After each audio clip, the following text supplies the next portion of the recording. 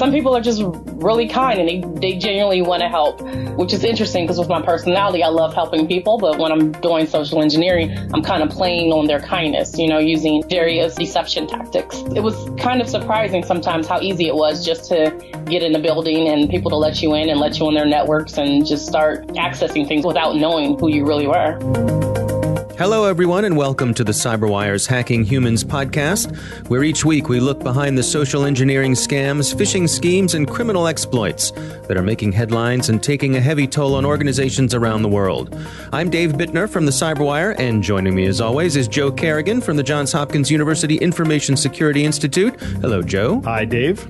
As always, we've got some interesting stories to share, and later in the show we'll have Joe's interview with Stacey Cameron. She's from DirectDefense, and she's going to share her experiences as a physical pen tester. But before we get to all that, a quick word from our sponsors, the good folks at KnowBe4. Have you ever been to security training? We have. What's it been like for you? If you're like us, ladies and gentlemen, it's the annual compliance drill, a few hours of PowerPoint in the staff break room. Refreshments in the form of sugary donuts and tepid coffee are sometimes provided, but a little bit of your soul seems to die every time the trainer says, "Next slide." Well, okay, we exaggerate, but you know what we mean. Stay with us. And in a few minutes, we'll hear from our sponsors at KnowBe4, who have a different way of training.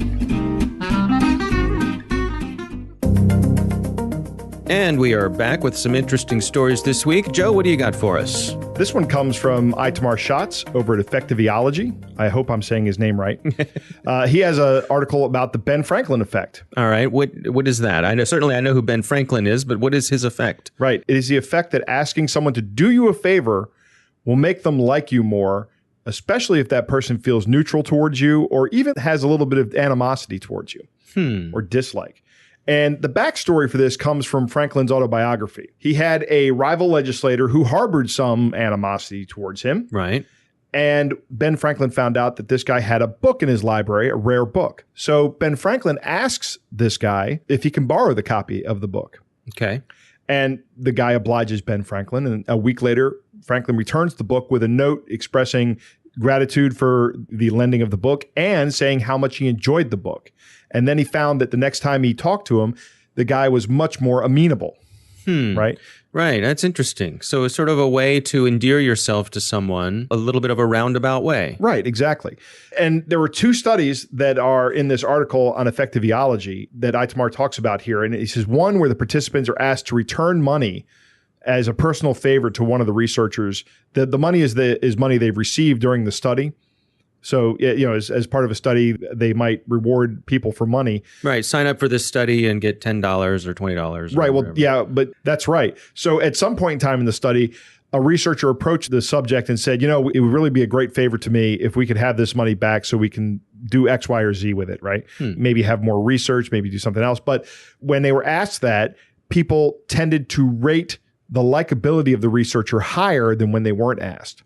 Which is interesting. Yeah. There was a second study that found similar results for subjects who were asked to help with a puzzle. Now, this makes me think of a personal friend of mine who is a fan of this kind of thing. He's a psychologist by training, and he worked in industrial psychology. And I remember a time when Sudoku became a thing. Oh, right? yeah. And he said, "Hey, there's a new puzzle. Come help me solve this puzzle." And I'm thinking about how much I like my friend Steve. and I'm wondering if he was just saying, maybe he was thinking Joe would like this puzzle, but it's not outside of the realm of possibility that Steve was going, let me see if I can get Joe to like me better. Right. Because he thinks that way. And not that there's anything wrong with this, because Steve and I actually, I think, have a healthy relationship. Okay. But what's going on here behind the scenes? Why is this effective? Right. This stems from our innate ability, I think, to want to help people. We are evolved as tribal creatures. When we see one of our own in need, we have this innate need to help them. Right. We have empathy. And we get an emotional reward for doing something for somebody. But it turns out that emotional reward also carries with it the increase of the likability of somebody else. So social engineers will use this to try to gain access, as usual, to things they shouldn't necessarily have access to. So they may come in and ask for a favor. I need to get in here. Can you help me out with this? and Right. and they may use it just to even as an icebreaker. Yeah, I'm hoping you can help me with this. I'm hoping you can help me with this. I'm looking for some information on a person. Once they've got the conversation going, they've already disarmed the person they're trying to talk to, and they're starting to glean the information that they need to glean. No, it's interesting. Yeah, the Ben Franklin effect. I had not heard of that. I had not heard of it either until I read this article. It was a great article. Yeah, it's an interesting story. Definitely worth checking out. Moving on to my story this week. This is a story from the security folks at Flashpoint. This is from David Shear and Mike Mimoso. And the name of the article is Targeting Popular Job Recruitment Portals About More Than PII. Of course, PII is personally identifiable information. Mm-hmm. We've talked about this, about how recruiting folks are targets because of the kinds of documents they have to deal with. Right, and HR folks as well, and anything with hiring people. Right. And so what this story highlights is that while, yes, that is true, there is a lot of that going on. There is another sort of fraud going on here where people, they'll either pretend to be a company that they're not, or they may gain access to a company that they're not and post phony job offers on recruiting boards. Okay. So let's say I'm someone who is looking for a job. Let's go even farther and say I'm someone who's desperate for a job. Right. And I see this offer from a company that I know about. This is a well-known company, a company with a good reputation. And so I apply for this job and what I think is applying to this legitimate company. And they say to me, well, we're going to have you do some work with some payment processing or handling merchandise, things like that. Right. And it turns out what they're actually doing is, what the bad guys are doing is, they're setting these folks up to be basically mules to facilitate money laundering or other cash transfers. And the mule has no idea that what they're up to is illicit. Right. And they think they're working for a legitimate company. Mm-hmm. But behind the scenes, the bad guys have set up this way to basically funnel the money through this unwitting person who just thought that they were applying for a job with a legitimate organization, and they're passing the money through, laundering that money for the bad guys. How are they doing that? I don't know all of the specific details. I know what generally happens is that the unwitting victim gets a percentage of the money that flows through. So they'll say to you, hey, we're this legitimate company. You're going to be an independent contractor for us. And we have people buying stuff. And what's going to happen is I need you to set up a bank account. And people are going to buy these things, and that money is going to go to your bank account. And then every month you're going to transfer everything you get minus 10% to this other bank account. So it kind of sounds like the Nigerian prince scam. I mean, it's along the same lines, right. But basically, they're adding a hop for the money to flow through. Right. I understand they're making the money harder to trace. And, exactly. And these people are actually getting 10%. Right. I wonder if these people are actually criminally liable. They may be. Well, I suspect technically they probably are. Right. I don't know, if you sat them in front of a judge or a jury and they told the story. I didn't know that I was doing this for an illicit operation. They probably get off. Here's how I was scammed. Here's all of the, Yeah, but that doesn't stop the fact that they're probably going to get prosecuted for it, or there's a good chance they could get prosecuted for it. Oh, right? yeah. No. That alone can make your life miserable for a very long time. They are likely setting themselves up to have a very bad day. Right. And so if you go to the article here from the folks at Flashpoint, they have some tips for HR organizations to protect themselves against these sorts of things. I'm not going to list them all here, but it's something to look out for. And again, one of those social engineering things, playing on someone's desperation, looking for a job, willing to do whatever it takes to make some money, right, and being fooled by what they think is a legitimate brand with a strong reputation. Yep. All right, so those are our stories. It's time to move on to our catch of the day. So, Dave, we have an email from a listener who we will keep anonymous. And the email reads like this. Having just listened to a recent podcast from you, I would like to share with you the time that I got human hacked. Mm-hmm. I was a part-time, mid-career graduate student in computer science and happened to overhear a conversation between my professor and a couple other students. He described a company who had hired him as a consultant. He thought they were really onto something, in that they had a way of getting multiple processors onto a chip such that each processor would only cost about 25 cents. This professor specialized in parallel processing. It was about 20 years ago. He described how the company was very nice to him and brought him to their facility, providing him with luxurious accommodations and so forth, and then sent him home. I then decided to invest some of my retirement savings in that company. Well, the company tanked, eventually becoming a penny stock and going away. At no time did any of their literature describe the microprocessor advance that they had made. My conclusion is that by wining and dining a number of academics, and then by signing them to NDAs that they knew would be violated, they ensured that there would be a market based on faulty reasons for evaluation of the stock. And of course, how can someone complain if they thought they may be guilty of violating an NDA or some other rule? Appeals to greed are all too common. Interesting. So let's unpack this. Right. My favorite part, of course, is the part about signing people into non-disclosures that they knew would be violated. Right. This is an interesting letter. I definitely think that wining and dining professors and having them sign NDAs that they might violate is probably part of the psychological plan of this company. I don't know where this occurred, but if this occurred in the U.S., then there are regulations about this. And one of the pieces of regulation is that you have to have documents that tell investors what your company does. Right. And falsifying those documents is punishable by large fines and possibly even prison sentences. So always read. Yeah, but I mean, it's interesting, sort of this notion of generating a whisper campaign. Yeah, it is. It is intentionally planting a story. I don't doubt that occurred, and I don't doubt that was the intention. Yeah. And this person sort of fell to it, thought, well, here, I have some information that no one else has. Right. I'm going to be rich. I'm going to get in on the ground floor, and I'm going to be rich. And unfortunately for this listener, it didn't happen. And it didn't work out, right? I guess they learned a valuable lesson. Their stock was deemed worthless. Yeah. I've had a number of stocks deemed worthless. Right. And when I invest early on. Yeah. Coming up next, we've got your interview with Stacey Cameron. But first, a word from our sponsors at KnowBe4.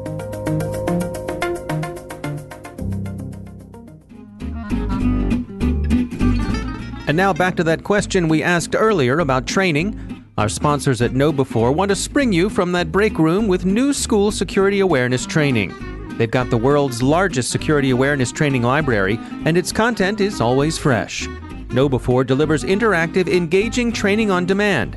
It's done through the browser and supplemented with frequent simulated social engineering attacks by email, phone, and text. Pick your categories to suit your business. Operate internationally? KnowBe4 delivers convincing, real-world, proven templates in 24 languages.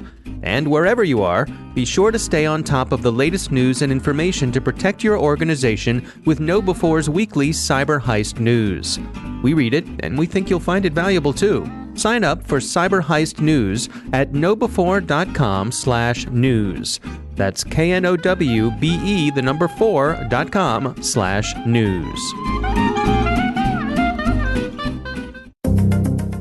So, Joe, you had an interesting interview this week. Who did you talk to? I spoke with Stacey Cameron, who works now for DirectDefense, and she and I used to work together, and she was a physical penetration tester for a company we used to work for. All right, it's interesting. Let's check it out.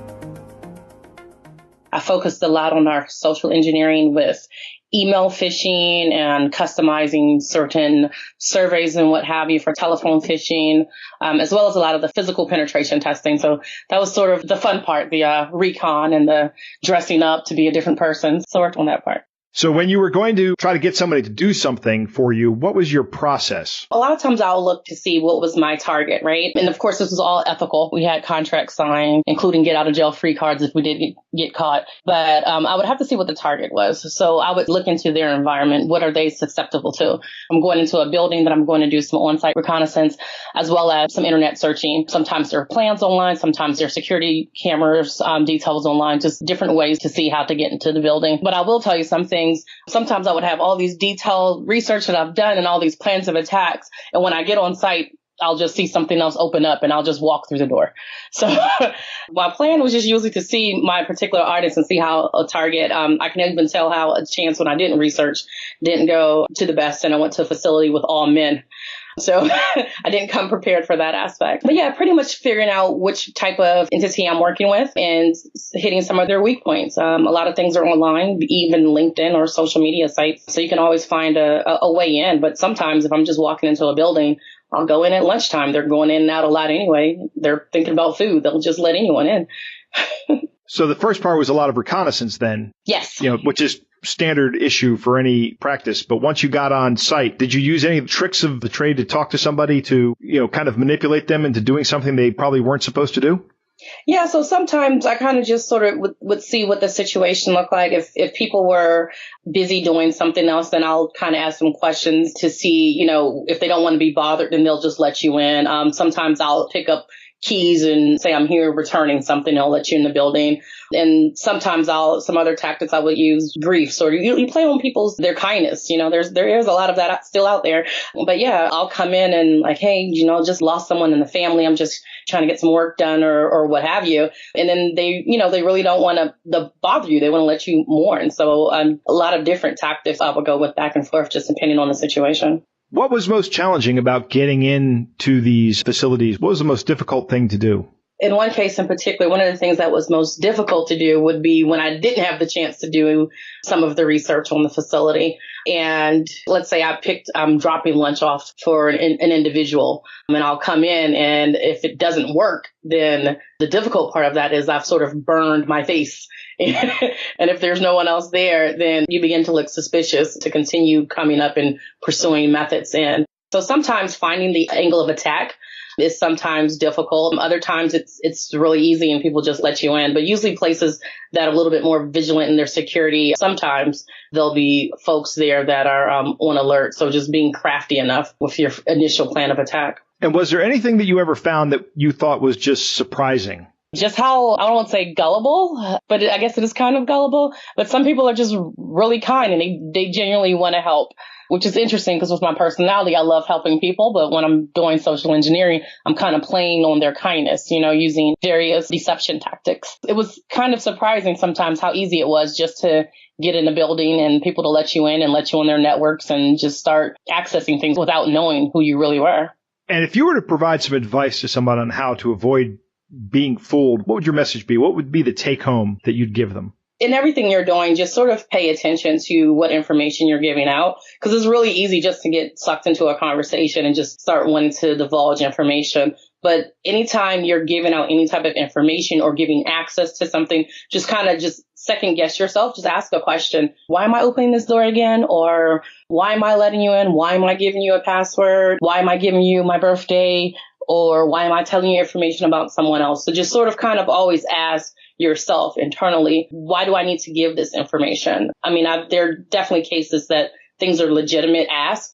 For instance, someone will call you for a donation. It could be a charity that you donate with, but that's a really good social engineering tactic. Just sort of have a practice of things that you won't do. Just sort of know in advance. If someone calls me, always, go to your own source and call them back, and they'll be fine with that. But sort of just knowing before you give out information, just sort of second guess yourself. Just ask yourself a few questions. Just make sure, why does this person need my information? Is there a safer way to provide it to them? Anytime someone initiates the conversation with you, then just sort of question those things. Always continue to keep yourself, educated and educate those around you. If there are things that you don't want people to share about you, sometimes other people around you are susceptible to social engineering tactics. And people will use that. If you have a preference, she's like, hey, with your family and friends, if someone wants my number, let them come directly to me. Or if you're not familiar with someone, I'm, just sort of these things that are ever vigilant and all your due diligence within, especially when you're dealing with children or sometimes the elderly. I've seen a lot of cases with people will call them up and they're like, well, they have my phone number, so they must be a legitimate source. And it's not always the case. So just sort of educate those around you as well, especially those that have access to your information. All right. Stacey Cameron, thank you very much. Thank you so much, Joe. It's been a pleasure talking with you. Wow, it's interesting stuff. I mean, the stories she has to tell, right? Really fascinating. And to me, what particularly I took away from it is the effectiveness of using that, like we've talked about, that impulse that people have to want to help. Right. And she would use even mortality, right? Your own mortality, as a way to get into places. She'd show up and, she could emote very well, be in tears and say, I have to talk to somebody about a person that just passed away. And how can you not help that when somebody comes in and is exhibiting these kind of emotions? Right. That is powerfully appealing, I believe. Yeah. That was a great interview. I really enjoyed talking to Stacey. Yeah, really interesting. And it struck me, this impulse that we have to be helpful. I decided a long time ago in my own life that I would rather be helpful and get burned every now and then than live my life a cynical person. Right. That's the risk reward I'm willing to take. Right. I try to be helpful as well. I still maintain the cynicism, Right. Okay. And my cynicism comes in the state that, I'm going to get burned and I'm just going to be like, I'm going to take it and move on. So your cynicism is on the side of knowing that every now and then, right, it's going to happen. I'm going to be helping somebody, but it is going to happen to me at some point in time. I'm probably going to get scammed somehow. Yeah. But I think, I guess just for me, I'd rather continue being a helpful person and be okay with the fact that every now and then someone will get me rather than walking around with my defenses up all the time. Right. Be careful, but not to the point where, I don't know, it's taking away from my humanity, my ability to interact with other people. Yeah. And generally speaking, that's a good idea. But when you're working in a secured environment, that's when you have to put those feelings aside and not be willing to help people. No, it's an excellent point. It's an excellent point. You got to be able to dial it in. Right. And one of the things that she pointed out in this interview that was really good, if you can stop somebody from penetrating, she used the phrase burn her face. Right. It doesn't mean something as horrible as it sounds. It means now that she's gone in, if she fails the first time attempting to go in, she can't try a second time because she'll be recognized. Right. And just stopping the attack the first time is the best option. Right. Mm-hmm. Right. So you have to wait for a shift change with the security guards. Exactly. Right? Yeah. All right. Good stuff, Joe. Good stuff. And that's our show. Thanks to our sponsor, KnowBe4, whose new school security awareness training will help you keep your people on their toes with security at the top of their mind. And don't forget to sign up for their Cyber Heist news at knowbe4.com/news. That's KNOWBE4.com/news. Thanks to the Johns Hopkins University Information Security Institute for their participation. You can learn more about what they're up to at isi.jhu.edu. The Hacking Humans podcast is proudly produced in Maryland at the startup studios of Data Tribe, where they're co-building the next generation of cybersecurity teams and technology. Our coordinating producer is Jennifer Iben. Editor is John Petrick. Technical editor is Chris Russell. Executive editor is Peter Kilpie. I'm Dave Bittner. I'm Joe Kerrigan. Thanks for listening.